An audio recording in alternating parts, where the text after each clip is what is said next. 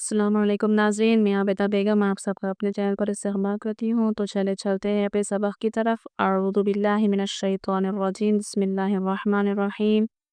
تو ناظرین، آج کا ہمارا سبق ہے سورہ کافرون۔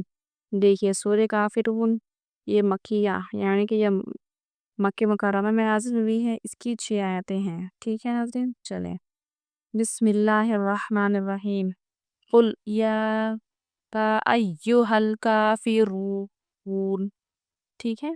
قل جزم والا حرف ہے، پیچھے والے حرف سے ملا کے پڑھیں گے۔ یا میں مد متصل ہے کیونکہ حمزہ ہم اسی کے ساتھ پڑھ رہے ہیں۔ میں نے آپ کو بتایا تھا کہ مد متصل باریک بہت کم آتا ہے، زیادہ تر ایسا مد منفصل ہوتا ہے، لیکن بہت کم جگہ پر مد متصل بھی آتا ہے، جیسے یہاں پر آیا ہے۔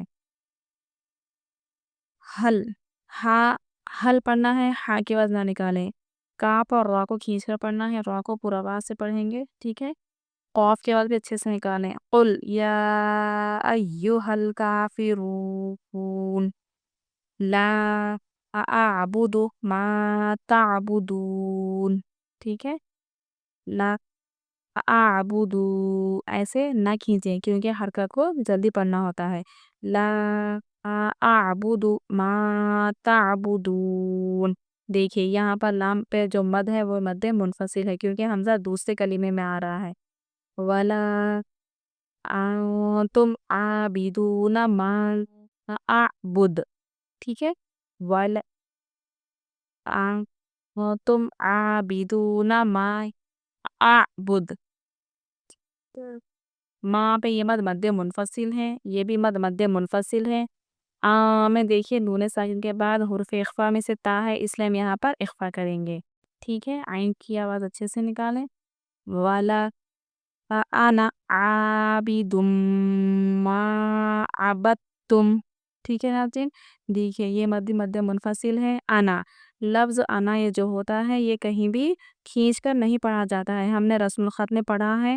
اگر آپ نے وہ ویڈیو نہیں دیکھا ہے تو آپ وہاں پر جا کر دیکھ سکتے ہیں، میں نے الگ سے قواعد کا پلے لسٹ بنایا ہے۔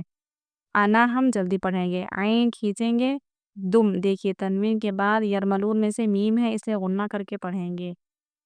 ولا انا عابد ما عبدتم ولا انتم عابدون ما اعبد لکم دینکم ولی دین، ٹھیک ہے ناظرین۔